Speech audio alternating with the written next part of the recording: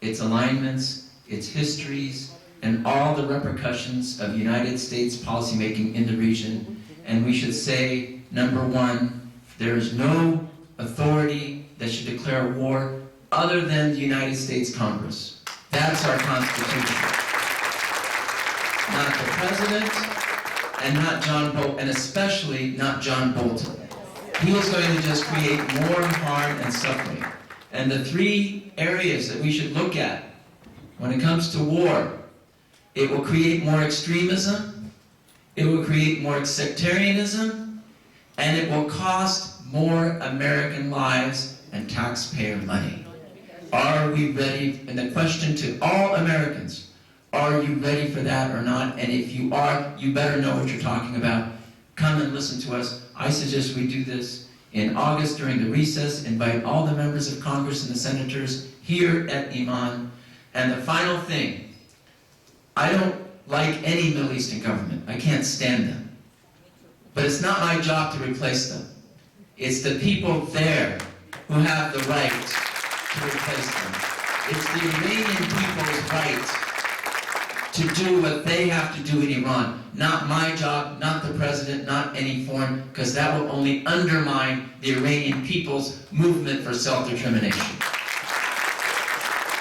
And there is no American policy that will be right unless and until it involves the participation of the American Muslim community, because we have information to give to our policymakers. So with that, we have homework.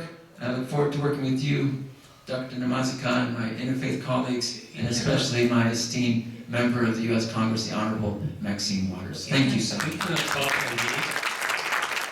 Well, there's no such thing as a free lunch, but I'm not even going to have lunch, so I will have to leave. But thank you very much.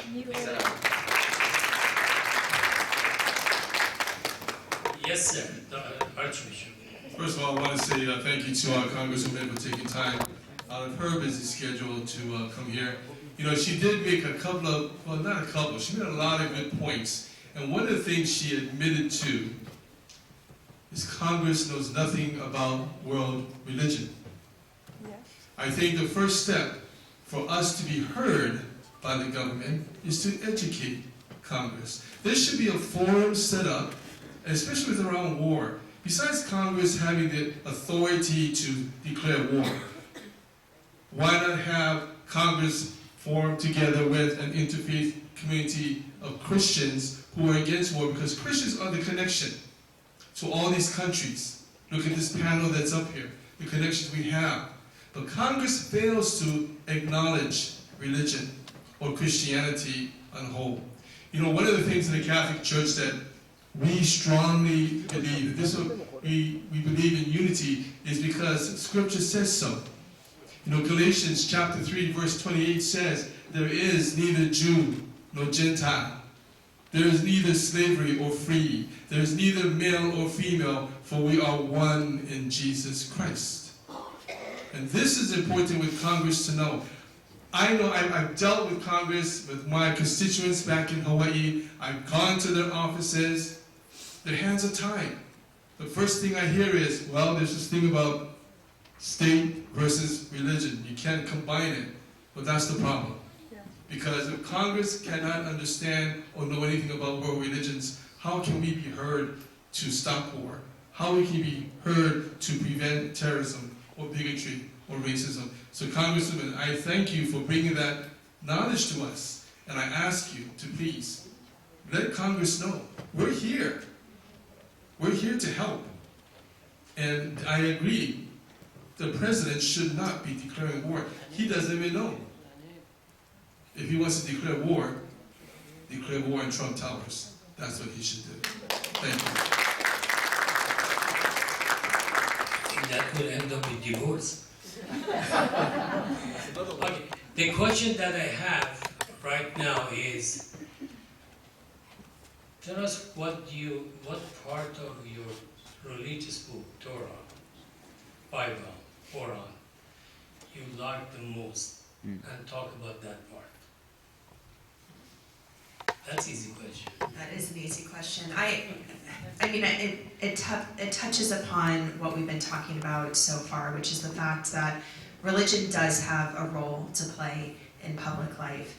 Religion should not be linked to or tied to the government, and I do believe that the American tradition of separating church and state is important, particularly for the protection of the minority religious communities. But that does not mean that those of us who are people of faith shouldn't bring the faith that we have as a moral basis for the public policies that we believe should be implemented.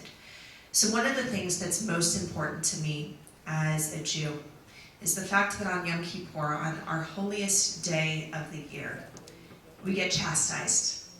We get chastised by the prophets, who are basically saying, everything that you are doing in this space, the fact that you are showing up to fast, the fact that you are showing up with your prayers, that is all good and well. But if that stops here, then it's empty. I don't want your fast. I don't want your prayers. What I want is for this religious process, for this spiritual growth and transformation to shape you in who you are when you step outside of the sanctuary. That you are to go out there and you are to feed the hungry. That you are to go out there and you are to clothe the naked.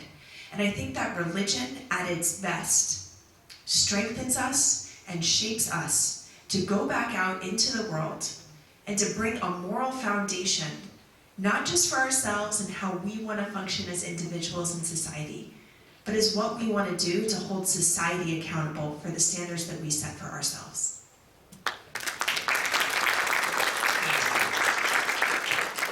Brother Vila.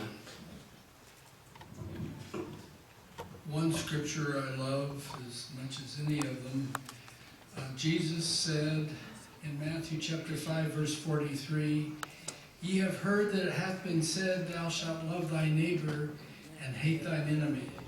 But I say unto you, love your enemies, bless them that curse you, do good to them that hate you, and pray for them which despitefully use you and persecute you, that ye may be the children of your Father which is in heaven. For he maketh his sun to rise on the evil and on the good, and sendeth rain on the just and the unjust. For if ye love them which love you, what reward have ye? Do not even the publicans the same? But if you salute your brethren only, what do you more than others? Do not even the publicans so? Be ye therefore perfect, even as your Father in heaven is perfect." Perfect in what way? In loving our neighbor. That's his command to us. Thank you. Rabbi Greg, I think that you are not fresh because the first comment was very short and you look very tired. You have to make it up for the last part too. Okay.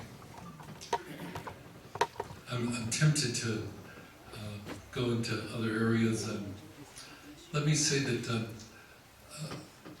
there is an important confluence with the holiday that we will be celebrating this coming weekend, which is the holiday of Pentecost, or in Hebrew, Shavuot. And in addition to reading what we refer to as the Ten Commandments, which are a very significant part of the moral tradition of our monotheistic faiths, we read and focus on a book called the Book of Ruth. And one of the most important teachings of the Book of Ruth is the openness and loving kindness that's due the stranger. Ruth is not a Jewish woman, she is a Moabite. And the fact that she eventually becomes, at least according to Jewish tradition, the grandmother or the great-grandmother of King David encapsulates an important lesson about the evolution of consciousness. Here, this woman who is an outsider, who sacrifices her immediate life for her mother-in-law, and acts with great kindness in what is a hopeless situation, represents her devotion. If I think of a book that is, for me, powerful and teaches an important lesson, it is the Book of Ruth, and its ability to convey this tale of how we come to great concern and love. I do want to comment a little bit about what the Congresswoman said.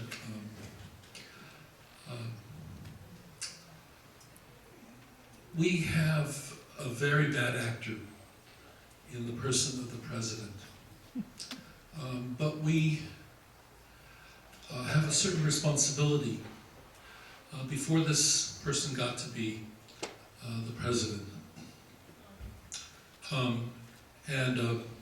I think it's hard for us to recognize that much of the things that we face in the Middle East and that we face in other parts of the world are certainly happening in faraway places, but they're authored here in America.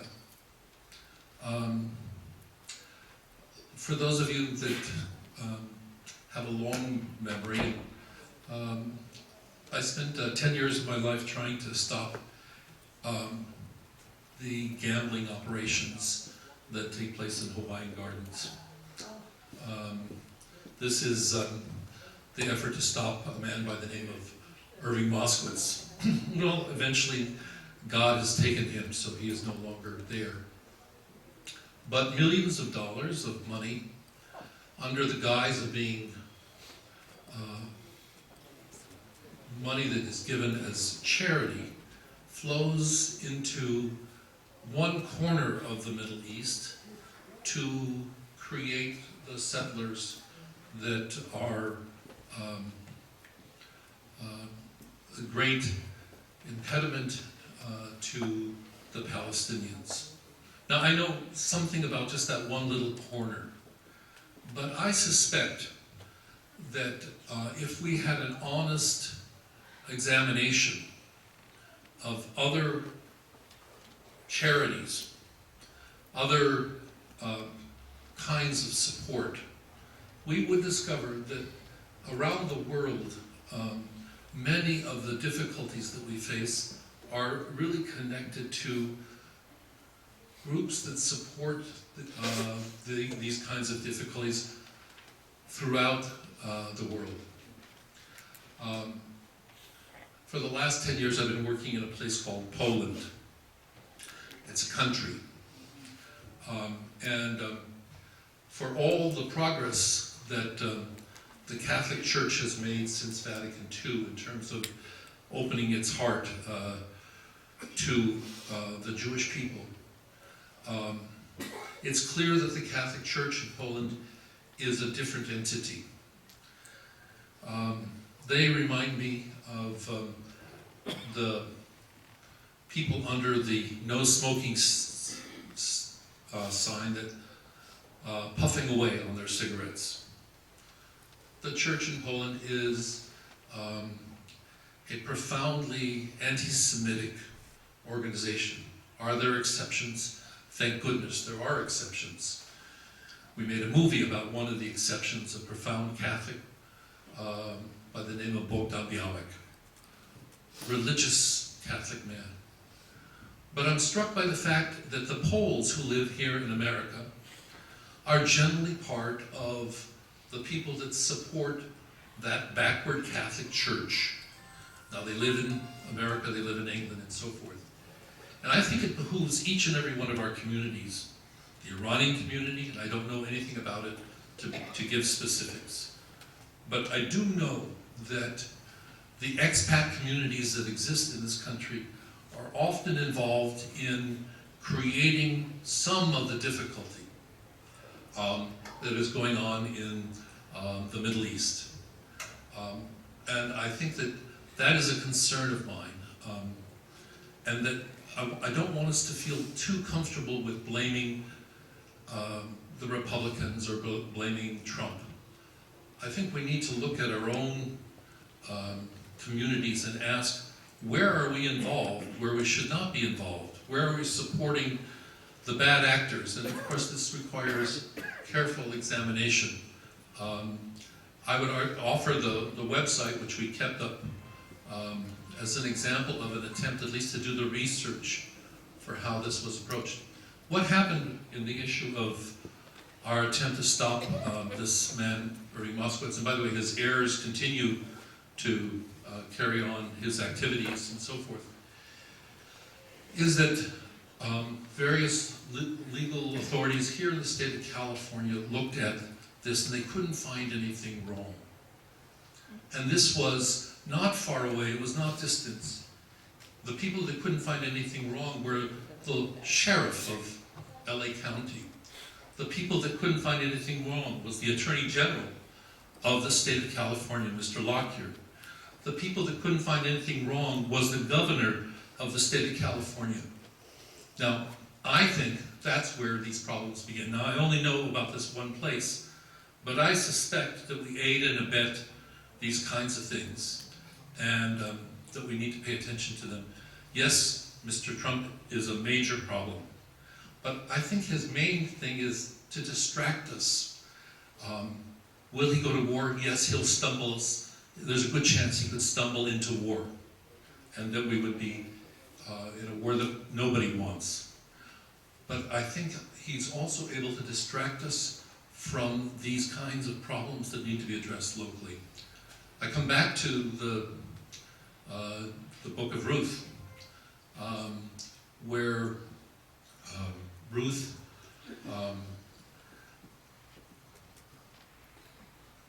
comes forward and puts herself in a very compromising position. For those of you who've read the book, you'll understand. But she is able to move forward even though there are the whispers and the questions that are behind what she does. Sometimes it takes moving outside of the comfort zone of our own people, our own group, the people that we think are right, to understand that we have a responsibility beyond just following the rules, paying our taxes. Sometimes we have to go forward and say, there is a problem within our own community.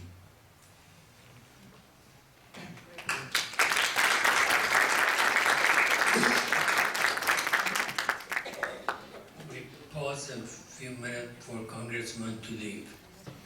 Thank you for coming. I know you had a short time.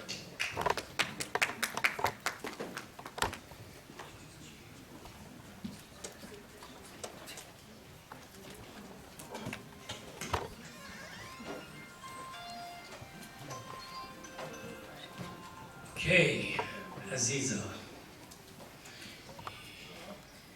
So this verse from the Quran, for a long time, hung on my in my living room, like on the dining room wall. And the reason why it hangs there is it's a constant reminder for me that as much as I want to internalize it, I think I can always internalize it and think about it and contemplate it more. And so the verse goes, بسم الله الرحمن الرحيم ادفع بالتي هي أحسن فإذا الذي بينك وبينه عداوة كأنه ولي حميم. Push forward with what is better. Verily, the person between whom you have enmity will become your dearest friend. And I think of so often how I've looked at individuals and people around me and known that they're the enemy, right? Like, you're taught it, you feel it, you see it from so many places and all around. And I have to tell you, like, I mean, I grew up in Jordan, in Amman, the country, Jordan. And Jordan signed the peace accords with Israel in 1993-94. And I knew very clearly who the enemy was. And right now, I tell you, like, Sarah Batson is, like, one of, like, my dearest friends. And I look at so many different individuals who I learn from, who are rabbis, who are Jews, who are Christians, who are from so many other different faiths.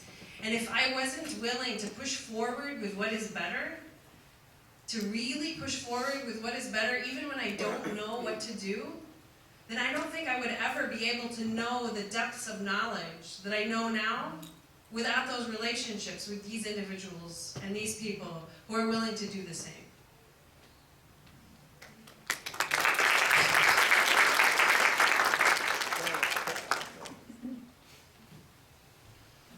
Being from Hawaii, the Hawaiian language has been very melodic.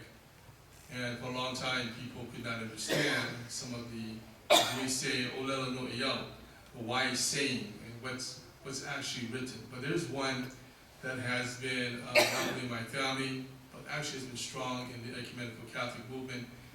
And it goes like this: E ho'olohe, e lohi mai i ki kumu, e pa'akawaha, e hana me kalima. He says, listen to your strength, which comes from God. Not only work with the words that come from your mouth, but together with your hands in peace. It's important that we remember that. For me, for scripture, one of my favorite scriptures is actually John chapter 7:24. And in the gospel, it's very simple. It's very simple when it says, stop judging by mere appearances, but start judging correctly. And that's what we all must do, wherever we are. And I want to end, I found when Steve was going through scriptures, I found one of my favorite people I like to read, and I used to always admire him, was Winston Churchill. For two reasons. One's a funny reason. The funny reason because he reminded me of W.C. Fields. If any of you know who W.C. Fields is, Winston Churchill just reminded me of him by his stature and the way he looks. But he had some very profound statements. And one of the things he said was, sometimes it is not enough to do our best. We must do what is required. Thank you.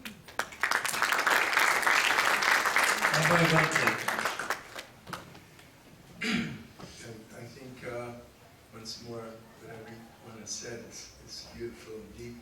I just want to make 2 points. I spoke before about powerlessness and how people who feel disempowered create a lot of anger within themselves, a sense of rage that then gets displaced upon other groups who are not able to defend themselves, and they scapegoat others rather than looking at their own impoverishment. And we have to heal that by loving them, giving them power, giving them a place in this world. But there's another group of people whom we have to take a look at, and Dr. Mazake asked me to mention one of my favorite verses. One of my favorite verses has to do with the holiday, with the institution of Shemitah, the 7th year, where the Jews were told to let their land lay fallow. And this has to do with power, not powerlessness. That in order for us to become a holy people, we have to work at it. We have to become self-conscious and realize how many times we're ruled by our ego that is very powerful rather than by our soul. In order for the soul to be actualized, we have to do the work. We have to do the preparation. This holiday, as my colleague just said, is coming up, where the Jews are receiving the Torah. But before receiving the Torah, they have to separate themselves for 3 days to prepare, to become a vessel of holiness. You can't just jump into the world and say, I'm going to be holy. You have to work at it. Muslims pray 5 times a day. The Hebrews were taught to meditate an hour before the prayer service, before they study the Torah, to make a blessing that I want to work to make the Torah real. So we have to work. So one of the most important commandments has to do with the 7th year. It was created in an agricultural society, but the idea of it is the following. Every 7th year, or every 7th day of the week, we have to remember who we are, that we're souls within a body. We're not just working for our ego and getting lost in our work and forgetting what we're truly here for, which is to be a holy people. which is to do the work of God, which is to make our decisions based on what our soul calls upon us, not just our ego. So Shemitah says, let the land lie fallow, let the land revivify, rest, and be committed to understand that you're not truly owners of the land. The land belongs to God. And therefore, when we come to attach to the land, we get out of control and we can destroy the whole planet. We don't care what we do to the land because we think the land belongs to us. The land belongs to God. Thirdly, from an economic point of view, when we think we own the land, we begin to want more land and more land and more land. We destroy others in the process, and our ego is totally out of control. What we have to do is to try to control our ego. There's a story told about two people who came to a rabbi, a man named David and a man named Moses, and they were arguing about who this land belongs to. David made a great argument. Moses made a great argument. The rabbi didn't know what to answer. So he said, let me ask the land itself. And he put his ear down to the land, and he heard the land says, the land belongs to me. The land belongs to God. Neither to you, David, neither to you, Moses.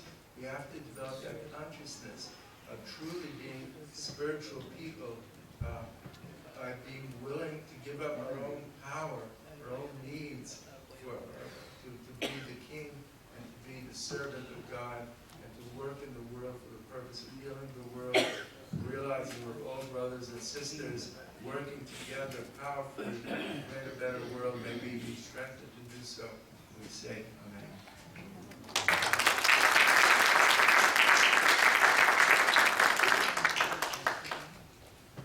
So did you want to continue? Well, thank you to all the panelists. It's rich to be up here and listen to you. As a Christian, to love my enemy and forgiveness are powerful things for me to contemplate and to pray about. And both of those are within the scope of prayer. So when I am praying, bringing my enemy into the prayer and allowing God to work on that. And in forgiveness, moving that through prayer and giving that to God to work through me, with me, in being forgiving. And one of the scriptures I love is be wise as a serpent and harmless as a dove. For we need to be wise, and we do need to be nonviolent and harmless and forgiving and loving of our enemy, which challenges us and challenges our enemy.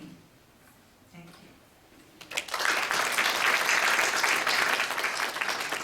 you. Okay, this question is going to be in two parts. I ask one part from you now.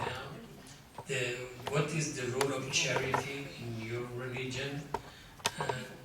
Who is eligible to receive the charity?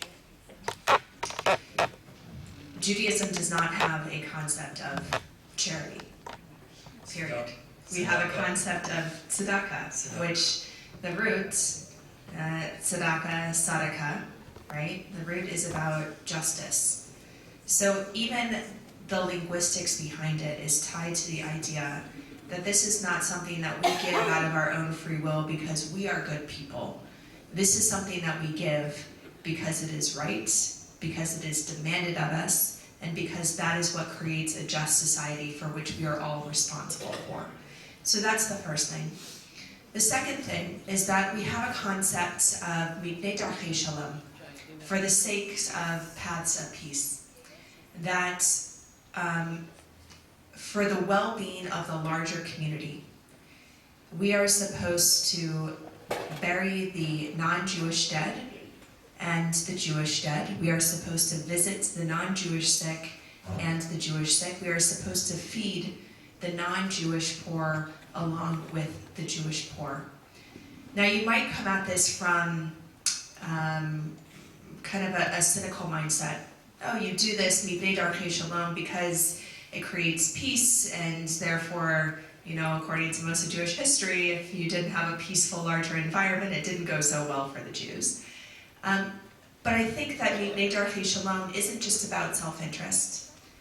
It's about creating a larger vision for society. The difficulty is that we really have to combat that impulse that only makes us want to look out for ourselves. And there's a scholar, Yossi Klein Halevi from the Hartman Institute. I don't agree with everything he says. He's actually pretty conservative on a lot of things, but he gave this one framing that I think is really helpful and categorizes the way that I think many Jews understand themselves, which is that he said there are Passover Jews and there are Purim Jews. So what is he talking about? Passover Jews really relate to the story behind Passover, this holiday where God freed us, and because we are freed, because we are no longer slaves, we now have the obligation to make sure that others in this world do not suffer. We take our individual, collective story of suffering and say others won't suffer because we know how bad it is we suffered ourselves. Purim Jews have a more inward focus. Purim Jews take the story that somebody has tried to kill us, somebody will rise to try to kill us again, and if nobody looks out for us, nobody else is going to look out for us, so we have to look out for ourselves. And I think that if only the Purim Jew mentality wins, if we are only looking out for ourselves, ultimately we create a world in which only groups look out for themselves. And it's increasingly fractured and it's broken. So this idea of creating a just society, Mibnei Darkei Shalom, that you look out for somebody else as you look out for yourself, that is about ensuring your own safety and security. It's about ensuring somebody else's safety and security. But most importantly, it's about creating a society that is whole and that is just and that is a reflection of what God actually demands of us.